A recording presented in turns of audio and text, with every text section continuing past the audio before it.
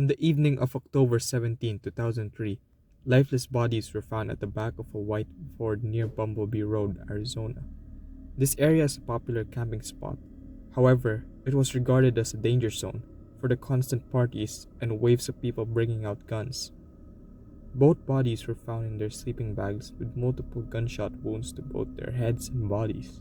They were quickly identified as 19-year-old Lisa Gureri and 20-year-old Brandon Rambo. What do you think happened to them? What monster could have taken their lives? Whatever it is, the person who had done this is still out there, roaming free, and remains to be unidentified till this day. Lisa and Brandon were heading to Bumblebee Road to celebrate their anniversary with an overnight camp trip. These two were the textbook couple. They had happily been together for a year and wanted to do something special for the occasion. The original plan was a trip to Disneyland, but their plans changed due to multiple schedules during the day. That's when the idea hit them, a camping trip overnight, an attempt to recreate the stargazing at their first date. Sadly, this decision had ended up taking both their lives.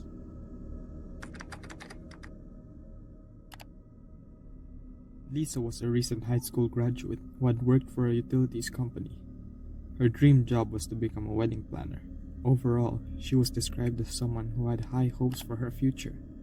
Brandon was a student who was working as a personal trainer. Many of their friends would describe them as the perfect couple. They often said that they were perfect together. No one could think of anyone after not returning the following day. Lisa's mother had reported her missing, as it was out of her character to stay out all night. The families began calling around and decided to take an hour-long trip to see if they were still in the Bumblebee Road in hopes of finding them. Could there have been a reason for the extra long stay? Unfortunately, Brandon's three friends had found the couple's white Ford F-150. Walking up to the truck, they felt as if something was wrong. Something just doesn't feel right. It didn't take long before they found the lifeless bodies of the couple at the bed of the truck. Following their arrival at the scene, the homicide detective uncovered many interesting pieces of evidence that could lead to the killer. First, they had found a disposable camera found discarded just a few meters from the truck. It looked as if someone or something had tried to break the camera and get rid of all the evidence. Although, if that was the case, then it was a poor attempt. Detectives were able to recover multiple photographs from the camera. There are 3 photos that I would like to show you, as I believe it brings much significance to the story.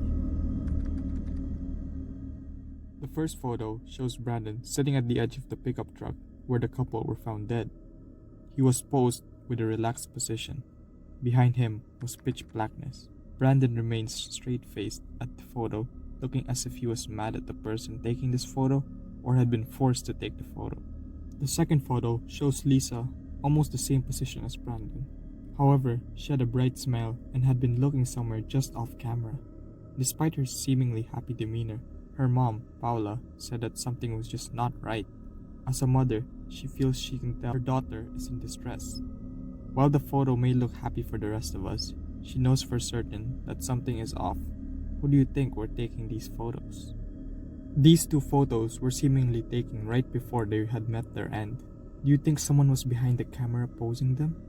Or were they taking it themselves? Most agree that a quick look at the images give the vibe of them feeling uncomfortable and forced to take these photos.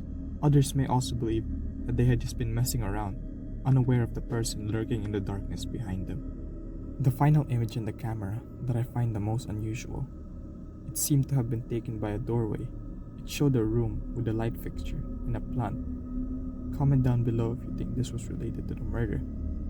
What I found the most baffling is that the families of the couple had denied knowing that location at all. It's not clear if this image was taken before or after the murder. If it was taken by the killer, then it means that the killer had taken the camera with them and took the photo by accident or on purpose, then returned to the scene of the crime, broke it, and left it there. Investigators discovered that the couple were shot with a .25 caliber handgun, which was weird since it was an uncommon gun for a crime like this. Aside from the images found in the camera, this crime left very little evidence at all. Also, note that the camera that the couple had brought with them was nowhere to be seen. Therefore, the perpetrator had stolen the camera and had possibly made the couple star in their own snuff films. Through this part of the video, I'll be spreading more light into theories and speculation, so take everything I say from here on out with a grain of salt. Amidst the ocean of theories, there are two that stand out the most, and are the most possible. One of the early theories is that one of the friends of the couple had committed the murder. Lisa's uncle believes that one of her closest friends had deep unspoken feelings for her. This friend remained content with finding a way to end up with Lisa. However, on the run-up of the murders, there had been a quarrel with the friends, possibly stemming from these unspoken feelings. Also, the day before the couple had lost their lives, neighbors of Brandon had spotted him in a heated argument with another man. Many believed that this man was the very same man as the jealous friend. Weirdly enough, Lisa's uncle claims that this supposed friend disappeared after the killings. There are many suspicious things about him, such as a perfectly chemically clean room as soon as the police had tried to question him. However, he had passed a polygraph test, but still remains a suspect to this day. The second theory is that the couple had found themselves amidst a robbery. It's widely believed that someone had stumbled upon the truck and decided they wanted to steal it. Once realizing that there were people sleeping in the back of the truck, the man had shot and killed them. The families are offering $10,000 reward for any information that might bring justice for Lisa and Brandon. There's not much convincing evidence as of yet. This case remains to be open and unsolved 20 years later. If you made it this far, I'd like to thank you, the viewer, for taking the time of your day to watch me. This mystery baffles me and still breaks my heart. Since you made it this far, you might as well like and subscribe. I'll be back with another video next week.